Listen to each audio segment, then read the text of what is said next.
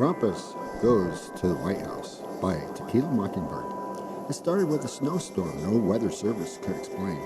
Thick alpine flakes falling over Washington, D.C., carrying the smell of pine. An old world warning. Tourists thought it was magical. Meteorologists nearly quit out of that swirling white steppe. Krampus horns gleaming, chains rattling. Fur dusted with frost eyes, glowing like embers that refused to die. He took one deep breath and muttered, "The seat of power, and my, how it reeks of unseasoned truth." And with that, he stomped toward the White House. The Secret Service guards made the boldest choice possible. They pretended not to see him. Krampus respected their commitment to plausible deniability, tore the gates open like cheap tinsel, and marched straight into a building decorated within an inch of its carefully branded life. Rows of thin Christmas trees sparkled, every branch curated by a committee with clipboards and opinions. Krampus tapped an ornament labeled Unity. It was plastic. He sighed, replaced the cheap baubles with honest ones, icicles that melted into marble wreaths made of thorn of truth, and glowing lantern on the grand foyer tree that exposed deception in anyone who stood beneath it.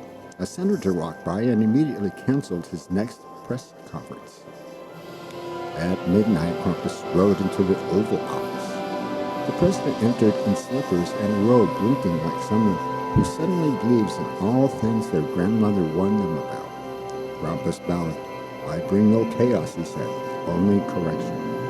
He wasn't interested in punishing the powerful, only in punishing the pretense of goodness. So he asked one simple question. "What did you forget this year?" And for once the president answered honestly. Krampus listened. He always listens. He is, after all, the patron saint of consequences. When dawn crept over the White House, every staffer found a small card on their desk. Some held warnings, some held praise. A few held gratitude written in elegant curling script. And in the press room, Krampus left a message on the podium. "Tell the truth, it's the only gift that doesn't need wrapping." Signed, K.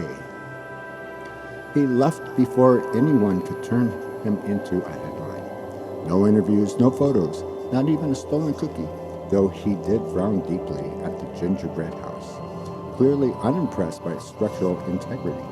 As he stepped back into the melting snow, he muttered, "America is a strange child, but not beyond hope," and he disappeared into the winter morning.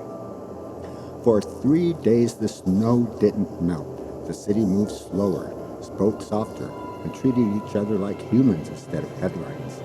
And that, my beautiful misbehaved darlings, is the real magic of Krampus. Not punishment, not fear, but clarity. Santa brings gifts, Krampus brings meaning, and every Christmas story needs both.